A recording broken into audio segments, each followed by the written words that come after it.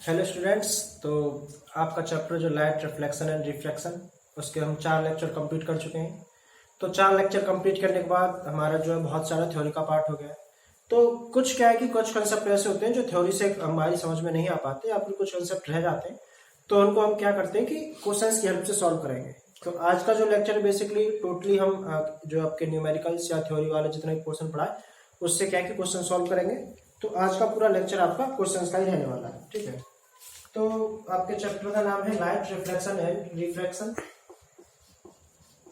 Light reflection and refraction.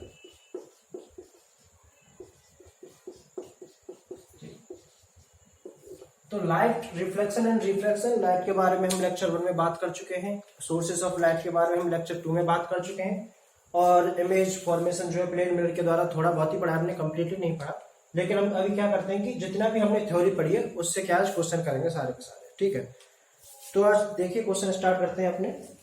तो question हमको जो दिया हुआ है वो है कि a incident ray makes an angle of 35 degree with the surface of a plane mirror, what is the angle of reflection. कि हमसे क्वेश्चन क्या कह रहा है कि हमको एक प्लेन मिरर दिया हुआ है, ठीक है। हमको एक प्लेन मिरर दिया हुआ है और इसमें जो एंगल ऑफ इंसिडेंस नहीं देके हमको दिया गया है 35 degree with the mirror. Means हमने जो है रिफ्लेक्शन के लॉ पढ़े थे, उसमें रिफ्लेक्शन का लॉ क्या था पहला कि एंगल आई बराबर होता है एंगल आर के। और एंगल आई और एंगल आर को मेजर कहां से करना है हमको?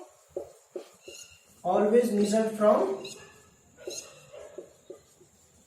नॉर्मल। ये कंडीशन होती थी एंगल के मेजर करने की। लेकिन हमको क्वेश्चन में दिया हुआ है कि जो एंगल है वो हमको दिया हुआ है मिरर के साथ। मींस अगर ये आपकी इंसिडेंस है, ये आपके रिफ्लेक्टेड है और हमने ये नॉर्मल ड्रॉ कर दिया, ठीक है। तो अकॉर्डिंग टू क्वेश्चन हमको दिया हुआ है ये एंगल 35 डिग्री। अब हमसे पूछा गया है कि एंगल आर, ये आपका फर्स्ट क्वेश्चन है कि इस केस में एंगल आर की वैल्यू बताओ कितनी होगी, ठीक है।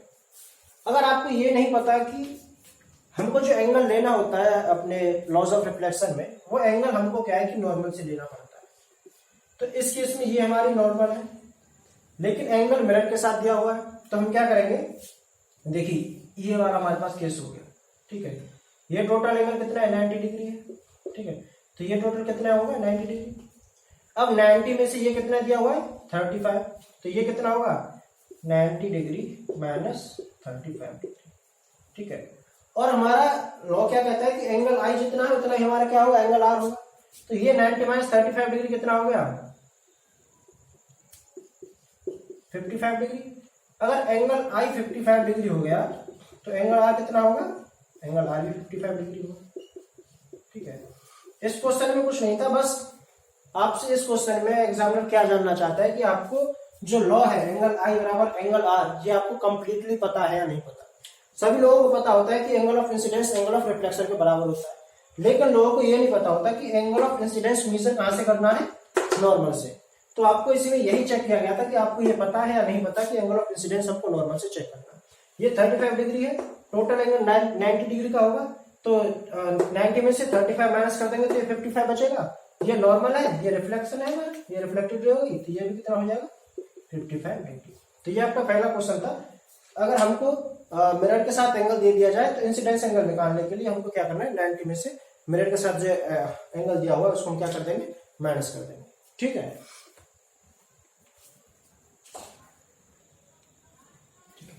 अब देखते हैं क्वेश्चन नंबर 2 कि क्वेश्चन नंबर 2 क्या कहता है कि हमारे पास अगला क्वेश्चन है। Okay, David is observing his image in a plane mirror, the distance between the mirror and his image is 4 metre, ठीक है। देखिए क्वेश्चन क्या कह रहा है कि कोई पर्सन खड़ा है, ठीक है। ये प्लेन मिरर है, वो प्लेन मिरर से 4 मीटर की दूरी पे खड़ा है। सपोज करो उसका नाम हमको डेविड दिया हुआ है, हमने मान लिया person A is standing 4 metre ahead of a mirror, of a plane mirror, ठीक है। एक प्लेन मिरर के 4 मीटर सामने वो खड़ा हुआ है। तो हमको पता है कि प्लेन मिरर की प्रॉपर्टी होती है कि ऑब्जेक्ट की डिस्टेंस जितनी होगी ना प्लेन मिरर से, इमेज की डिस्टेंस भी प्लेन मिरर से उतनी ही होगी। मीन्स अगर ये 4 मीटर इधर है तो इमेज हमारी इस तरफ बनेगी, वर्चुअल इमेज बनती है प्लेन मिरर में, ये हमको पता है। तो इमेज भी हमारी कितनी होगी, 4 मीटर की डिस्टेंस पे होगी। ठीक है, ये पता है हमको।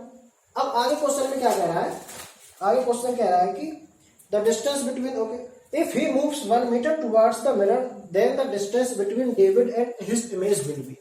कि अब अगर क्या हो कि जो ए है यानी कि जो डेविड है वो अगर 1 मीटर मिरर की तरफ मूव करे, ठीक है, उसने क्या किया, ये हमारा पहला केस था। दूसरे केस में क्या हुआ है कि हमारा प्लेन मिरर है। अब डेविड 1 मीटर चला है, ठीक है, तो पहले 4 था, अब कितना हो जाएगा, अब 3 मीटर हो जाएगा। तो इस क्वेश्चन में बेसिकली एग्जामिनर क्या पूछना चाहता है, देखो सबसे पहली बात कि क्या आपको ये पता है या नहीं पता कि ऑब्जेक्ट की डिस्टेंस प्लेन मिरर में जितनी होती है इमेज की डिस्टेंस भी वही होती है। पहली बात तो ये आपको अगर पता है तभी आप इस क्वेश्चन को सॉल्व कर पाओगे। दूसरी बात ये है कि ऑब्जेक्ट की डिस्टेंस और इमेज की डिस्टेंस प्लेन मिरर में हमेशा इक्वल बनी रहती है, हमेशा रहेगी। और अगली बात क्या है कि ऑब्जेक्ट जितनी स्पीड से मिरर की तरफ जाएगी इमेज भी मिरर की तरफ उतनी ही स्पीड से आएगी। ठीक है, देखिए अब ये 1 मीटर यहां से चल के घर आ गया तो इमेज भी हमारी कितनी चल के आ गई होगी, 1 मीटर चल के आ गई होगी। ठीक, पहले 4 पे थी, अब कहां पे आ गई होगी, 3 पे, तो ये भी 3। अब हमसे क्वेश्चन में पूछा गया है कि डेविड और उसकी इमेज के बीच की डिस्टेंस कितनी है, डेविड और उसके बीच की इमेज के बीच की डिस्टेंस कितनी है। तो 3 मीटर तो ये होगा, तो इमेज भी कितनी दूरी पे जाकर बनेगी, 3 मीटर पे, तो 3 और 3 कितना होगा, 6 मीटर। ठीक है, यानी कि डेविड की जो इमेज बनेगी उस डेविड की ऑब्जेक्ट और इमेज के बीच की जो डिस्टेंस है वो टोटल कितनी हो जाएगी, 6 मीटर की डिस्टेंस हो जाएगी। ठीक है, तो नेक्स्ट क्वेश्चन देखते हैं अपना। देखिए अभी जो क्वेश्चन कराया था हमने डिस्टेंस वाला, इमेज डिस्टेंस वाला, न्यूमेरिकल वैल्यू कुछ भी हो सकती है, लेकिन अगर आपको कंसेप्ट पता है तो क्वेश्चन कैसा भी हो आप इजीली कर सकते हैं। कंसेप्ट क्या था लास्ट वाले क्वेश्चन में कि ऑब्जेक्ट की डिस्टेंस प्लेन मिरर से जितनी होगी इमेज की डिस्टेंस भी प्लेन मिरर से उतनी होगी, बस उसमें यही कंसेप्ट लगा था। ठीक, अब आपका नेक्स्ट क्वेश्चन है कि एक पर्सन है, ठीक है, वो क्या कर रहा है कि अपनी गाड़ी को पार्किंग में लगा रहा है। ठीक है, अब पार्किंग में लगा रहा है तो उसकी गाड़ी में क्या है, मिरर लगा होता है, रियर मिरर लगा होता है। ठीक, अब वो लगा रहा है पार्किंग में, तो ये उसकी कार है। ठीक है, ये रोड है, सपोज करो ये दूसरी कोई कार है। ठीक है, ये पर्सन ए की कार है, ये पर्सन बी की कार है। ओके, अब ये क्या कर रहा है कि पार्किंग में लगा रहा है तो बैकवर्ड डायरेक्शन में जा रहा है, कितने से, 2 मीटर पर सेकेंड से। एक पर्सन अपनी कार को बैकवर्ड डायरेक्शन में ले जा रहा है, कितनी की स्पीड से, 2 मीटर पर सेकेंड से। अब उसकी गाड़ी में क्या लगा हुआ है, मिरर लगा हुआ है। इसका मतलब क्या है कि उसका मिरर भी 2 मीटर पर सेकेंड की स्पीड से पीछे की तरफ जा रहा होगा। ठीक, तो अब क्वेश्चन क्या है, क्वेश्चन हमसे कह रहा है कि जो बी है और बी भी क्या कर रहा है, बी भी उसको 2 मीटर पर सेकेंड से आगे आ रहा है। बी जो है 2 मीटर पर सेकेंड की स्पीड से आगे आ रहा है।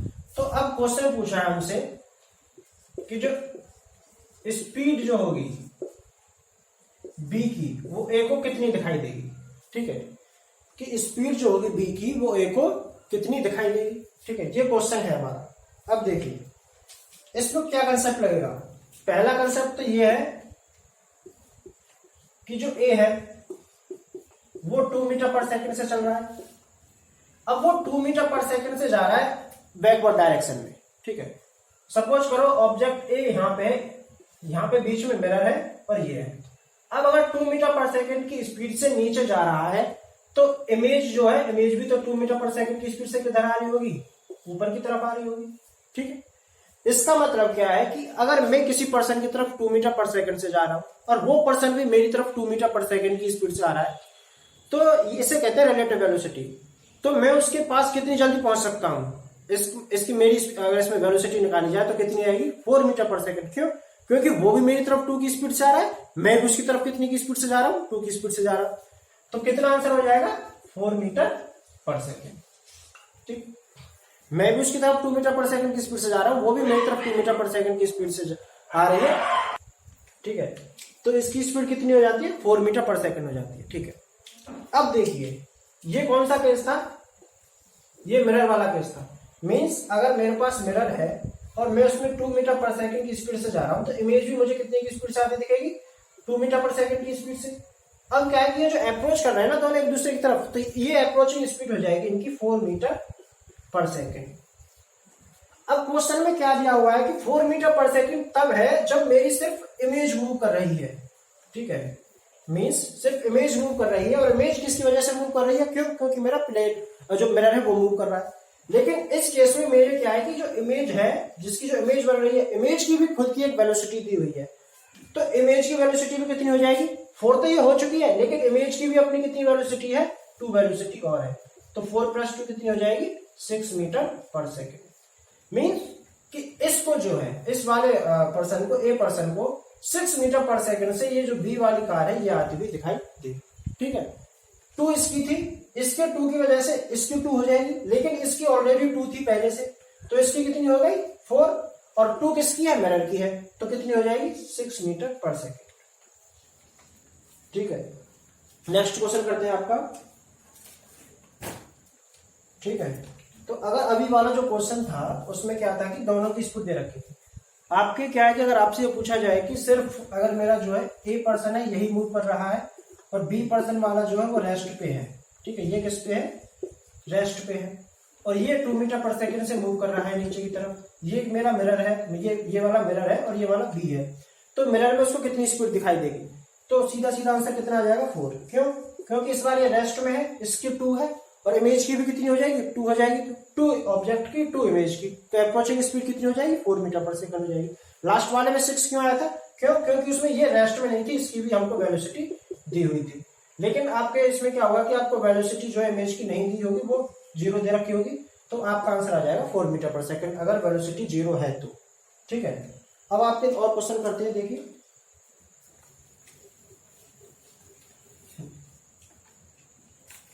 ठीक है। आपका क्वेश्चन है कि what happens when a ray of light falls normally on the surface of a plane mirror, ठीक है।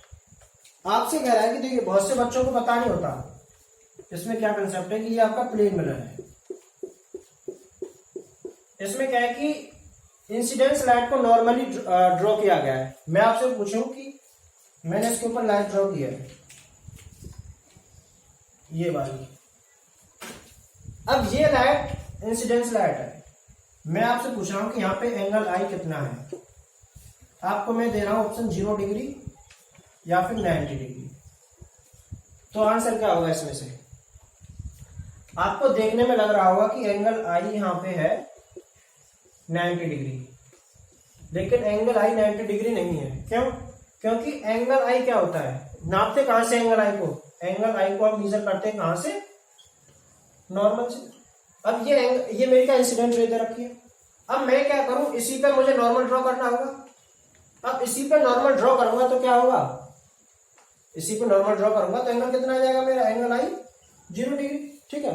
अब एंगल आई 0 डिग्री है तो एंगल आर भी कितना हो जाएगा, 0 डिग्री। मीन्स इंसिडेंट रे अगर नॉर्मल आती है तो नॉर्मल ही वापस चली जाएगी, 0 डिग्री एंगल बनाएगी ना। तो 0 डिग्री एंगल का मतलब क्या है कि जिस लाइन पे आई है उसी लाइन पे वापस चली जाएगी, ठीक है। अगर ये वाला क्वेश्चन आता है तो आपको ये कंफ्यूज करेगा कि सबसे पहले तो वो पूछेगा कि ये नॉर्मल है, मींस की जो इंसिडेंट रे है उसका एंगल कितना है, आपसे ये क्वेश्चन पूछा जाए, आपको बताना है 0 डिग्री। फिर दूसरा क्वेश्चन इसमें क्या पूछता है कि अब जो रिफ्लेक्टेड रे होगी उसकी डायरेक्शन बताओ, उसकी डायरेक्शन क्या होगी। तो उसकी डायरेक्शन क्या होगी, just opposite to incident ray. Incident ray आई नीचे की तरफ, रिफ्लेक्टेड रे चली जाएगी ऊपर की तरफ। क्यों, क्योंकि इंसिडेंट रे 0 डिग्री का एंगल बना रही है तो रिफ्लेक्टेड रे भी 0 डिग्री का ही एंगल बनाएगी और सेम पाथ को क्या करेगी, रिट्रेस करेगी, ठीक है। अब हमसे क्वेश्चन में पूछा गया है कि एंगल आई दिया हुआ है 90 डिग्री। एंगल आई कितना दिया हुआ है, 90 डिग्री। एंगल आई 90 डिग्री कब होगा, ये मेरा देखो, मैं इसे क्या करता है, मुझे नॉर्मल से ड्रॉ करना है, ये नॉर्मल ड्रॉ कर दिया। एंगल आई 90 डिग्री मीन्स इस नॉर्मल से 90 डिग्री पे मुझे एंगल आई ड्रॉ करना है, तो ये 90 डिग्री हो गया। अब ये 90 डिग्री हो गया तो इंसिडेंट रे मेरी ये वाली हो जाएगी, ये वाली होगी इंसिडेंट रे, ठीक है। अब इंसिडेंट रे ये वाली होगी, सीधा सीधा लॉ ऑफ रिफ्लेक्शन लगा दो, एंगल आई बराबर angle R, means angle I 90 degree दे रखा है तो एंगल आर भी कितना हो जाएगा, 90 डिग्री। अब 90 डिग्री नॉर्मल से इधर कितना हो जाएगा, ये वाला, तो रिफ्लेक्शन राइट, कैसे चली जाएगी रिफ्लेक्ट मेरी, वैसे करके चली जाएगी। ठीक है, तो ये वाला केस था कि एंगल आई 90 डिग्री दे रखा हो, 0 डिग्री दे रखा हो, तो आपको जो है रिफ्लेक्टेड रे किस तरफ बनानी है। तो इस वाले केस में 90 डिग्री वाले केस में हॉरिजॉन्टल लाइन चली जाएगी मेरी डायरेक्ट, और 0 डिग्री वाले केस में वर्टिकल लाइन मेरी चली जाएगी। ठीक है, रिट्रेस करेगी। 0 डिग्री वाले केस में क्या करेगी, जो रे है मेरी रिफ्लेक्टेड रे है वो इंसिडेंट वाले पाथ को रिट्रेस करेगी, मतलब उसी पाथ पे चली जाएगी द्वारा जिस पाथ से आई थी। ठीक है, अगला क्वेश्चन देखते हैं। अगला क्वेश्चन है, a ray of light is incident on a plane mirror at an angle of 30 degree, what is the angle of reflection. कि प्लेन मिरर के साथ 30 डिग्री का एंगल है तो रिफ्लेक्शन का क्या एंगल होगा, ये तो मैंने आपको बता ही दिया है कि प्लेन मिरर के साथ एंगल दे रखा है आपको, 90 डिग्री में से माइनस कर देना, नॉर्मल के साथ एंगल आ जाएगा और जो एंगल निकल के आएगा वो आपका क्या हो जाएगा, रिफ्लेक्शन का एंगल हो जाएगा। 60 डिग्री का आएगा वो निकल के आएगा। ठीक है, मीन्स 90 डिग्री माइनस 30 डिग्री कितना आ गया, 60 डिग्री। ये एंगल आई आ गया, और एंगल आई किसके बराबर होता है, एंगल आई के बराबर होता है, तो एंगल आई में कितना आ जाएगा, 60 डिग्री आ जाएगा। ध्यान रखना कि ये 90 डिग्री माइनस 30 डिग्री कब करते हैं, जब एंगल हमको कहां से दिया हो, एंगल गिवन फ्रॉम मिरर। जब ये एंगल हमको मिरर से दिया हो तो हम ये वाला फॉर्मूला लगा देते हैं। ठीक है, a ray of light is incident normally on a plane mirror, what will be the angle of incidence and angle of reflection. मैंने आपको बताया दिया है कि अगर इंसिडेंट लाइट नॉर्मली आती है किसी पे, ये नॉर्मल आ रही है, नहीं ये तो 0 डिग्री पे है, और ये नॉर्मल आ रही है, तो एंगल ऑफ रिफ्लेक्शन कितना होगा, एंगल ऑफ रिफ्लेक्शन भी 90 डिग्री होगा बस। What type of image is form in a plane mirror, कि प्लेन मिरर में कैसी इमेज बनती है, मैंने बताया था वर्चुअल इमेज बनती है। वर्चुअल इमेज कैसी होती है, प्लेन मिरर में वर्चुअल इमेज बनती है।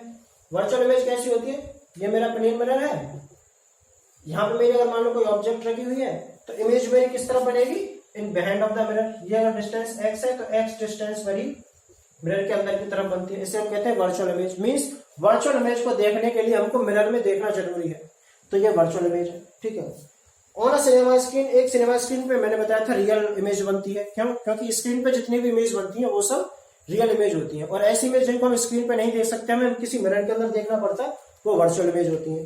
ठीक है, व्हाट काइंड, ओके। और क्वेश्चन देखते हैं।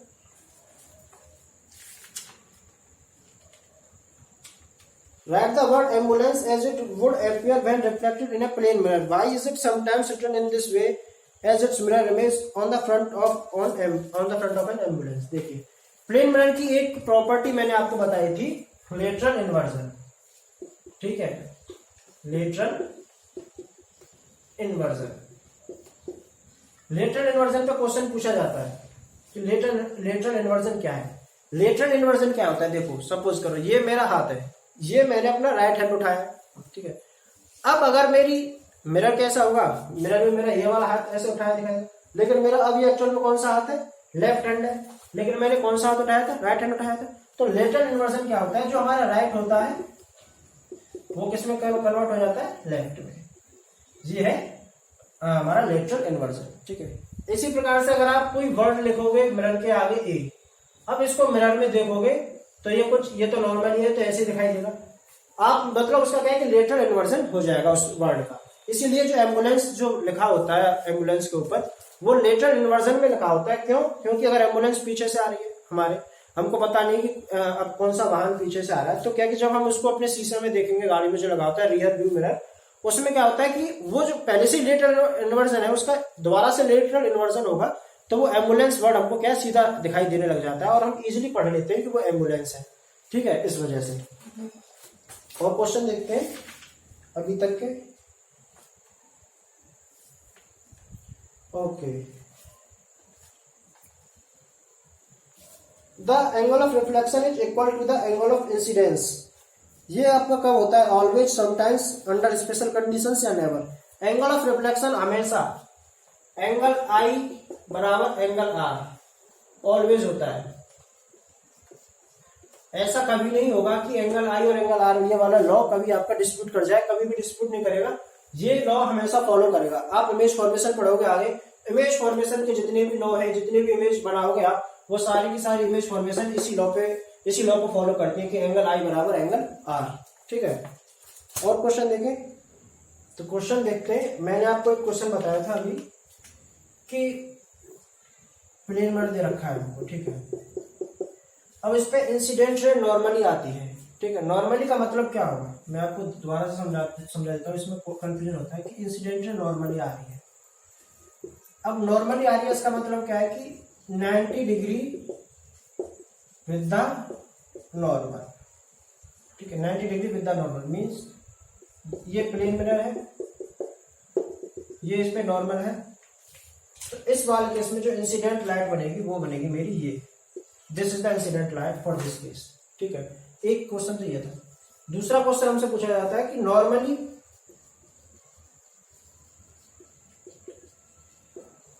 विद द मिरर,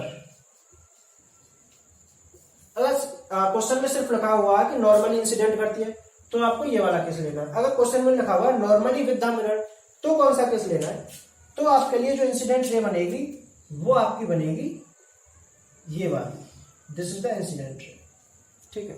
क्यों, ये है मिरर और ये मिरर के साथ बना रही है 90 डिग्री का एंगल। अब आपसे पूछा जाए कि जब incident ray normally with the mirror आती है तो उस केस में एंगल आई कितना होगा, ठीक है।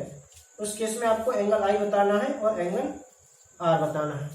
तो देखिए भले ही क्वेश्चन में नॉर्मली लिखा हुआ है, बच्चे क्या करते हैं नॉर्मली देखते 90 डिग्री टिक कर देते, लेकिन ये नॉर्मली किसके साथ है, मिरर के साथ। एंगल किसके साथ निकालना है, नॉर्मल के साथ। तो नॉर्मल क्या होगी, यही तो नॉर्मल होगा मेरा, जो नॉर्मल आ रही थी यही नॉर्मल होगा। तो नॉर्मल के साथ इसका कितना एंगल है, 0 डिग्री, और इसका भी कितना एंगल होगा, 0 डिग्री। तो क्वेश्चन बहुत ध्यान से पढ़ना है कि नॉर्मल किसके साथ दिया हुआ है, मिरर के साथ नॉर्मल दिया हुआ है या नॉर्मल के साथ नॉर्मल दिया हुआ है, ठीक है। ये आपको ध्यान रखना है। अगर नॉर्मली दिया हुआ है एट विद द मिरर तो ये हो जाएगा, ठीक है, और नॉर्मली दिया हुआ है तो फिर आपका जो ये वाला हो जाएगा। क्यों, नॉर्मली होने का मतलब क्या आता है कि आपका जो इंसिडेंट रे है वो नॉर्मल के साथ 90 डिग्री के एंगल पे है। अब नॉर्मल के साथ 90 डिग्री के एंगल पे है तो इस वाले केस में एंगल आई आपका 90 डिग्री होगा और एंगल आर भी आपका 90 डिग्री होगा, ठीक है। बाकी यही आपके अभी तक जो है क्वेश्चंस थे, एंगल आई बराबर एंगल आर, यही आपका मेन फॉर्मूला है अभी तक और इसी को आपको जो है हर जगह यूज करना है, ठीक है। तो बाकी अगर अब हम अपना अगला लेक्चर स्टार्ट करेंगे इमेज फॉर्मेशन के साथ। जितने भी क्वेश्चंस थे हमने कोशिश किया आपको कराने, जितना भी बैक क्वेश्चन पढ़ा था उसमें से। तो अगला लेक्चर आपका होगा image formation by a plane mirror, ठीक है। Thank you.